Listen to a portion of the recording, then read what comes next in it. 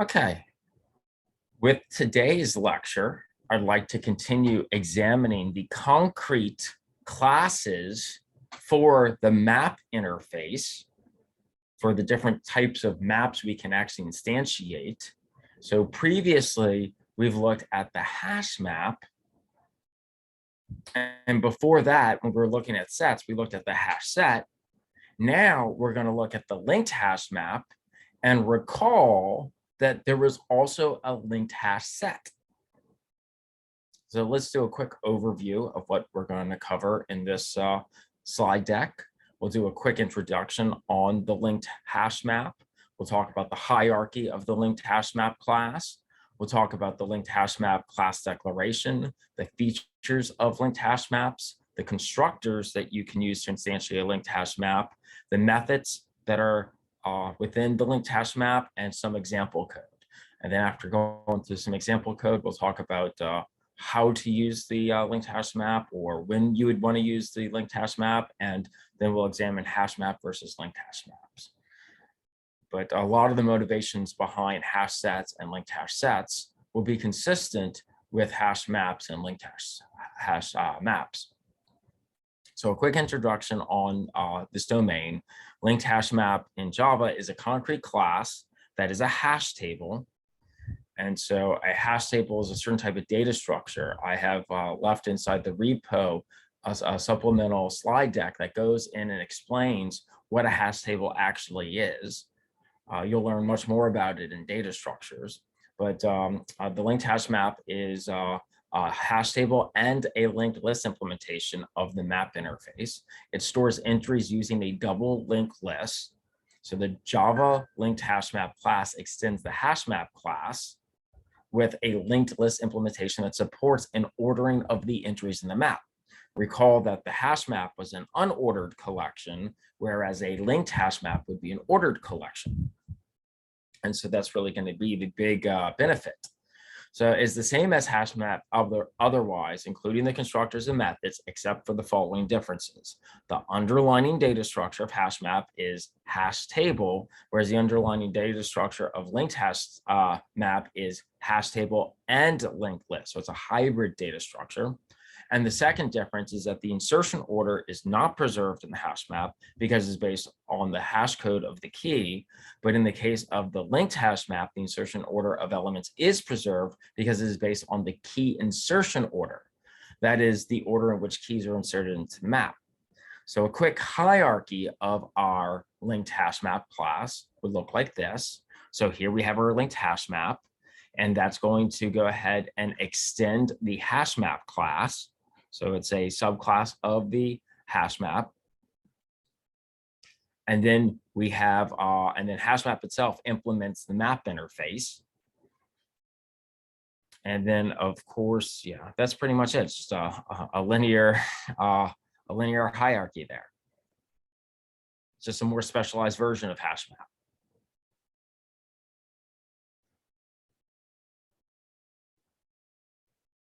Okay, let's see here. And then let's talk about the linked hash map class declaration. So linked hash map is a generic class that is present in the java.util.linkedHashMap package. And so a generic class means it allows generic typing, or the parameter types.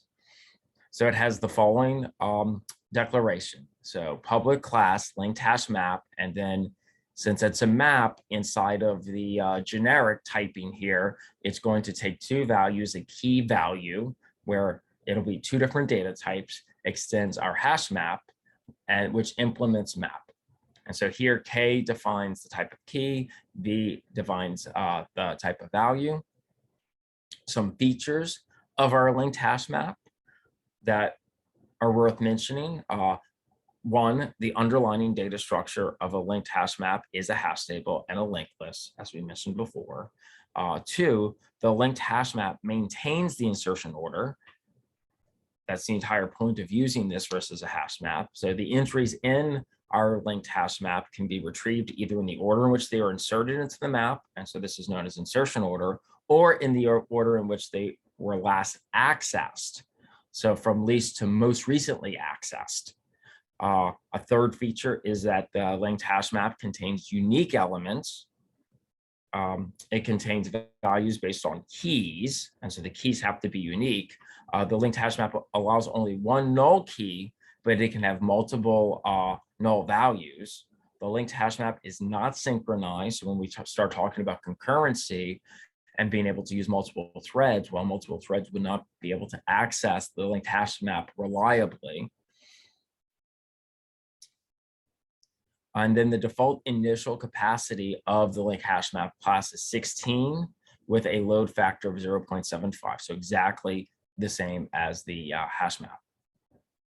So to take a quick look at the constructors of LinkedHashMap class, we'll look at them on the following slides, but know that there are 4 constructors, and the first 4 constructors of LinkedHashMap are analogous to the 4 constructors of the HashMap class.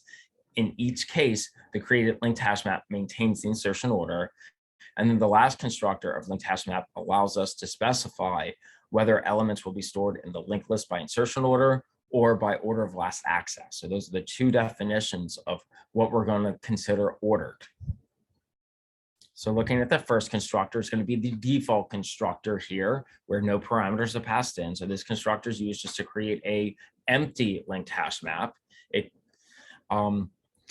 Let's see here. The default values is that the initial capacity is set to 16 and the load factor is 0.75, which are the default values for a hash map as well. So really the big difference here is that it's an empty insertion ordered hash map or linked hash map. And so the general syntax would look like this if we didn't use generic typing, and it would look like this in the generic form. And of course, we're going to preference the generic form because it allows us to maintain our strong typing during compile time to be able to catch erroneous behavior. The second constructor we have can pass in a parameter of an integer, which represents the initial capacity of our linked hash map. It's used to create an empty insertion ordered instance, but here we're allowed to specify what the capacity of it. Now the default load factor is still going to be 0.75, which is going to be the amount of elements that go in there before it decides to grow it back out. And so our general syntax in the generic form for using this would be just like so here. You declare it just like normal, we call the constructor, and then we can pass some int value. Okay. Our third constructor is 2 parameters, one that represents the initial capacity, one that is a float value that represents our load factor, and this allows us to create an empty insertion ordered linked hash map with specified capacity and load factors. And so this is an example of what that would look like as in actual use, where we could pass in, say, for instance, 16 as our initial capacity and 0.75 as our load factor. We also have the linked hash map where we can pass a map into it. And so this constructor is used to create an insertion ordered linked hash map object with the elements from some other map.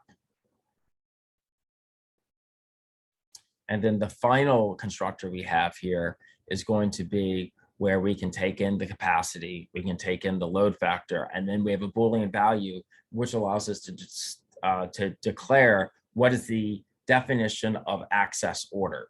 So this constructor is again used to create an empty linked hash map instance where we specify the capacity, the load factor, and the ordering mode. And so if your access order is true, then that's the order that it's going to use. If it's false, then it's going to be insertion order that's used. So by default, you'd want probably the insertion order, the order in which things are inserted. But if you declare that it's true that you want the access order, then it'll be the thing that's from that's more recently accessed. Okay, so let's talk about some of the methods inside of linked hash map. The methods of linked hash map are exactly the same as HashMap class methods, except for one method that is added by linked hash map. And so this is the method remove eldest iterate. So the general syntax for this method is as follows. So it's a protected method. It returns back a Boolean.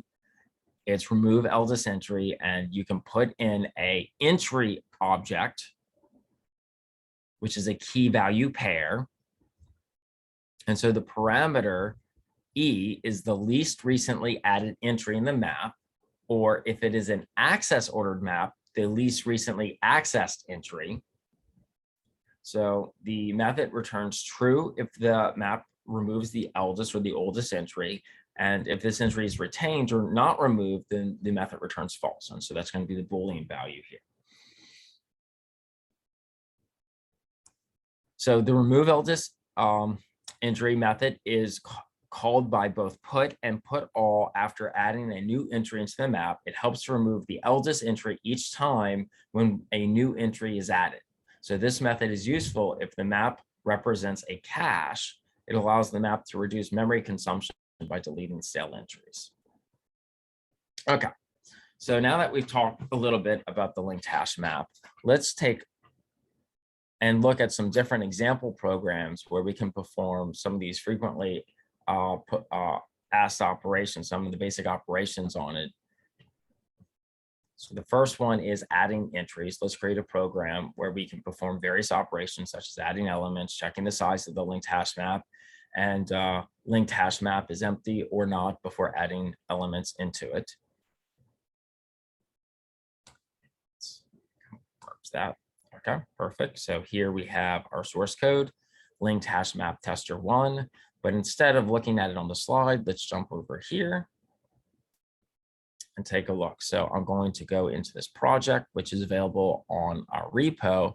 I'm going to open up linked hash map tester.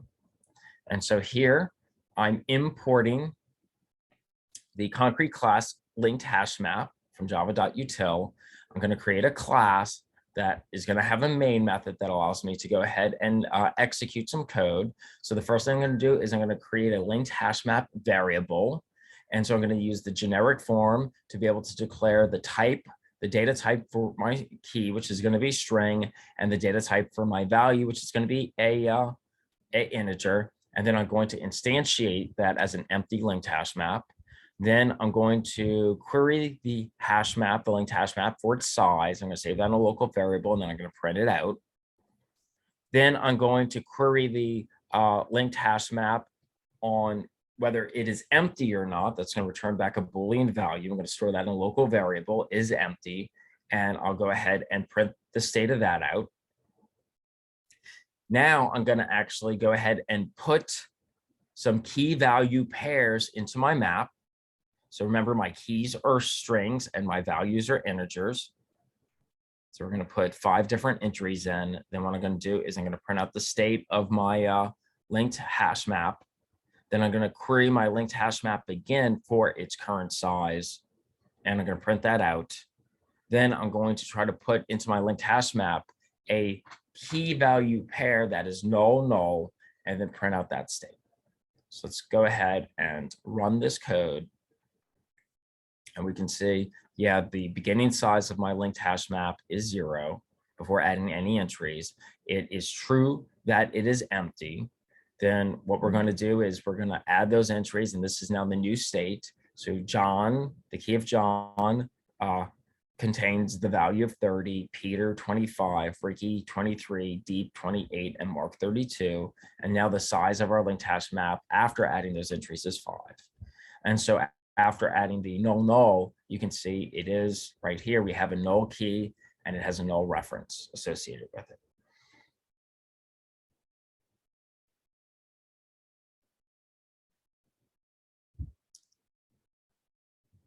Excellent. Okay, so the next example code I'd like to do is I'd like to take a program where we create a linked hash map instance with the third argument of the constructor set to true. And so we'll use the mapping of EN, N to English, HI to Hindi, TA to Tamil, DE to German, and FR to French to be inserted into the object, and entries will be displayed on the console. So let's take a look here at the source code. And in fact, what I prefer to do is actually go here into our project where we have all of our sample code. and we'll actually walk through it. So we're going to import LinkedHashMap. We're going to go ahead and create a new class, LinkedHashMap Tester 2. I'm going to create a main method so we can go ahead and execute some code. Here, I'm going to go ahead. Here, I'm going to go ahead and create a variable of data type LinkedHashMap where my key and value are both going to be strings. And when I invoke the constructor, this time I actually want to use the parameter that allows me to set access order. So here I'll specify that I want my initial capacity to be 16, my load factor to be 0.75. Those are the defaults. But it's required if I want to set the access order. And so finally, I'm going to set this access order to true. So after doing that, I'm going to go ahead and add into my LinkedHashMap my values here. Into English, HI to Hindi. Yeah, you see all of these values. But the important thing, and actually, let's go back to the previous slide too, just to highlight. Here, when we added these last time, John 30, Peter 25, Ricky 23, Deep 28, Mark 32, recall that those are in the order we inserted, right? John, Peter, Ricky, Deep, Mark. So again, that's the entire point here. That's going to be the same. That's going to be true when we look at this source code. We're putting it in a particular order, and the order should be maintained. Okay, so what we'll do is we'll print out the state, and again, pay attention to the order in which they print out when we do that. Then what we'll do is we're going to go ahead and use the get, and we're going to pass in the key HI, and we'll print out what gets returned from this call, this method call. So that's going to be the value corresponding to the key HI. Then we'll find the value corresponding to the key EN. And then after accessing those entries, we're going to take a look at the state of our map, because remember, we're not using it in insertion order. We're going to be using it in access order in this example, whereas the last example did insertion order. And then what we'll do is we're going to create a new LinkedHashMap. We're going to set access order to false. We're going to pass things in the same set of key value pairs in the same order, but then we're going to print out the initial state. We're going to access those same two elements, the value that's held at the key HI and the value that's held at the key EN, and we're going to redisplay this based off of insertion order versus access order. So let's take a look at this. Let's go ahead and run this. And so here we have our initial entries. So EN, HI, TA, DE, FR, right? That's the order in which they're initially inserted. But then we're going to access the Hindi and English values from our LinkedHashMap. So now after accessing those entries, look at the order we have. These, since they got ordered most recently, get pushed to the back. So here it's now TA, DE, FR, HI, EN. So here, this is going to be ordered based off of the least recent, the oldest reference to the most recent reference. And now we have this. This is a print up from the second LinkedHashMap we made, the one that uses the insertion order. So here we're printing out the original state of our map.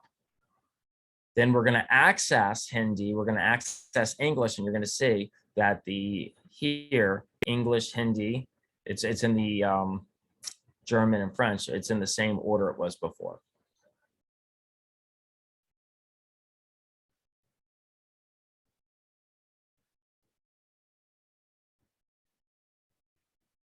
Okay, let's make another sample program where we'll perform some remove and replace operations. We'll also check that the particular value or key is present in our LinkedHashMap or not.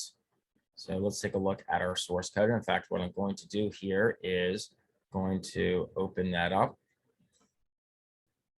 So what we're going to do is we're going to import our concrete class LinkedHashMap. We're going to go ahead and create a new class so we can make a main method so that we can go ahead and build some code that we can execute. I'm going to create a new LinkedHashMap. So I'm going to create a variable. The inside the generic form, I want the key to be a string and I want the value to be a string. So here I'm not going to pass anything. I'm going to use the default constructor. So it's going to produce an empty linked hash map. Then I'm going to put some key value pairs in there. So again, it's going to be the same set of keys that I put in last time and the same set of values. I'm going to print out the initial state of my linked hash map. Now I'm going to remove the entry with the key DE, and I'm going to print out the new state of my linked hash map. Then I'm going to replace the value that's at the key EN with this new value, English-US, and I'm going to print out the new state of my linked hash map.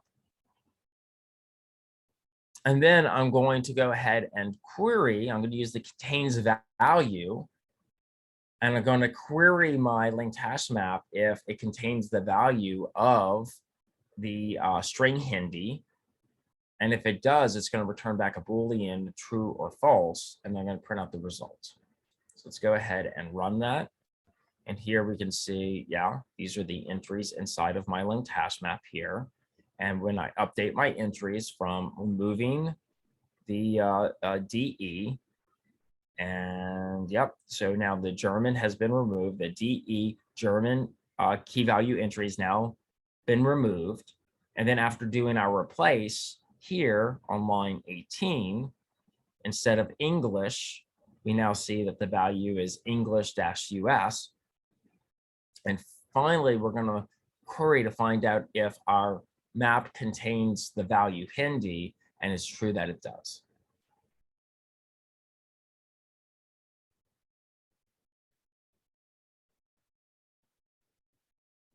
Okay, let's make another sample program where we will iterate entries, keys, and values over our linked hash map using the iterator concept. So again, I'm going to do this using our IDE so we can actually execute the code. So I'm going to import the iterator interface from java.util. I'm going to import the LinkedHashMap concrete class from java.util, and I'm going to import the java.util map.entry interface. And so here, I'm going to go ahead and create a LinkedHashMap tester class, and I'm going to make a main method so we can execute this. I'm going to make a new LinkedHashMap variable. I'm going to instantiate it with the default constructor, and in the generic form, I want character to be the data type that serves as my key, and string to be the data type that serves as my value. And so I'm going to put some key value pairs in there. So R for red, G for green, B for brown, O for orange, P for pink. I'm going to print out the state of my map. Then I'm going to go ahead and from my map, I'm going to grab the entry set. Now remember, the entry set is what I get from the map.entry interface, which itself actually implements or extends the collection interface. So because it extends the collection interface, it has an iterator method. So that's how I can go ahead and access the iterator from a map. And then I'm going to save that iterator into an iterator instance, right? Into a data type of data type iterator. And so I have to use generic form to say the thing that this iterator returns are entries. And so an entry itself has a generic form of the key value pair that it holds, where the key is a character and the value is a string. So we have nested generic form here. And then what we'll do is we'll go ahead and while our iterator has a next entry, we will grab that and we will save it into key and then print the key. And then what we'll do is we're going to do the same thing with our key set.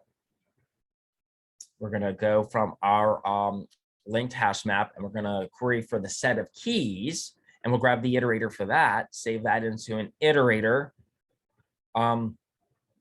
variable. And now since this is just the key set, it only has one generic type, which is the data type of what the key is. So that's character. And so we'll do the same thing. We're going to walk through on our iterator. As long as there's another element at the cursor, we're going to grab it from our key view and print it out. And then finally, what we're going to do is on our linked hash map, we're going to grab the values, the collection of values. And since that's a collection data type, we can invoke iterator. We'll save that returned iterator instance into an iterator variable. And since this is a collection of values and our value is a string type, our generic form is going to want that as a string. And so then we'll walk across using the iterator. As long as we have a next element that our cursor is looking at, we will grab it using the next method, save it into a variable, and print it out.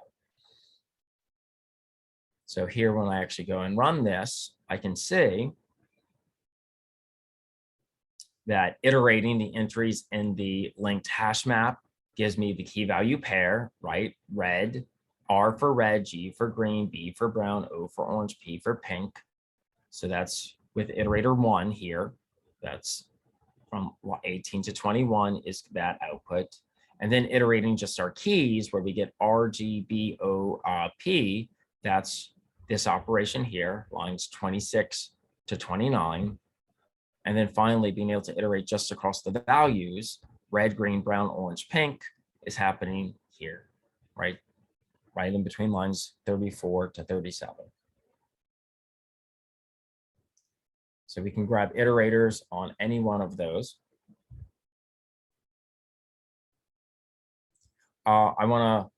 Let's iterate entries of a linked hash map using the for each method, because we've seen how we could use the for each method previously on both lists and sets. So let's do that, and also on HashMap, but let's look at it on the linked hash map as well, and you'll see that it's very similar. Here, we'll just go ahead and import our concrete class linked hash map from Java util. We'll create a new class so that we can have a main method. We'll create a new linked hash map where the keys are character and the values are strings. It'll be an empty linked hash map. So the next thing we're going to do is put some values in there. So the same set of values from last example. So R for red, G for green, B for brown, O for orange, P for pink. And then what we'll do is, in order to iterate across, we'll use this for each method. And so remember, for each needs to take in a reference to a method. So we could pass in an anonymous method in the form of a lambda expression. So remember, a lambda expression looks like this, where we have a set of parameters. This is the input, and then an arrow sign, dash, and then greater than sign, which forms an arrow to say these inputs, these parameters go into this body. And then this is the instruction for our anonymous method. So it's just a system.out.print. And then we're going to print out the value of K and V, which is passed in here. So when we go and run that, you'll see what we'll get is the string color code, K is R, and color name V is the value, red. We do that for each of the elements inside of our map, or each of the entries inside of our map, more accurately.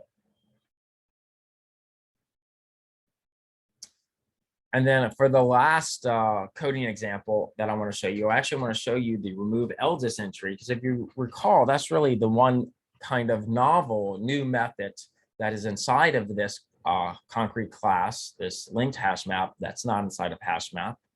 So let's go ahead and look at that.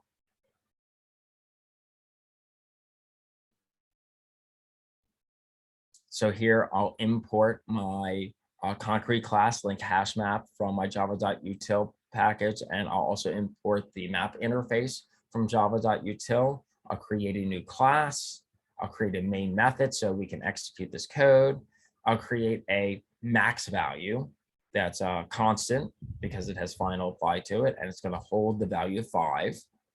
Then I'm going to create a linked hash map variable where that will hold as a key string and as a value string. And what's going to happen here is I'm going to create a new linked hash map, and So using the generic form string and string. And inside of it, you're going to see that I'm actually going to add an implementation that defines the remove eldest entry method. So here it's going to return Boolean, and it's going to take in as a parameter a entry, which is a inner class of map, an entry value of key string value string. And what its behavior is it's going to do a relational behavior. It's going to check to see if the size is greater than this max. So if the size is smaller than the max, then it would produce a false response. If the size is greater than this max value, which is defined on line 5 here, then it would return a true value. Okay, then I'm going to add some entries. So I'm going to add 1, 2, 3, 4, 5 entries. So at this point, remove eldest entry isn't going to be true yet, right? That's still going to do false. We're going to check the state of our map. Then we're going to put in a 6 entry, W for white. Then after that, we're going to show this the state of our map, right? So that's 1, 2, 3, 4, 5. And then this would be 6. And then what we'll do is we'll add one more entry and then check the state of our map. And what you're going to see here is that my initial entries are red, green, brown, orange, and pink, right? My 5. But now after we add that 6 entry, W for white, notice we've now lost the oldest. It now is green, brown, orange, pink, and white. And when we add another one, it now becomes brown, orange, pink, white, yellow. So the max size that our linked hash map's allowed to be is 5. And as we add newer values, entries in, it removes the oldest. And of course, the reason why it's doing that is because we had defined this remove eldest entry, and it checks now every time we do a put all method. Internally, it's using this, and it's then removing the oldest entry when this returns back a true value. So it's checking the size versus this max value we defined here. So notice this is a cool thing that we can, when we go to create an instance, we can define based off how we want to use this, and it can manage the size quite nicely automatically.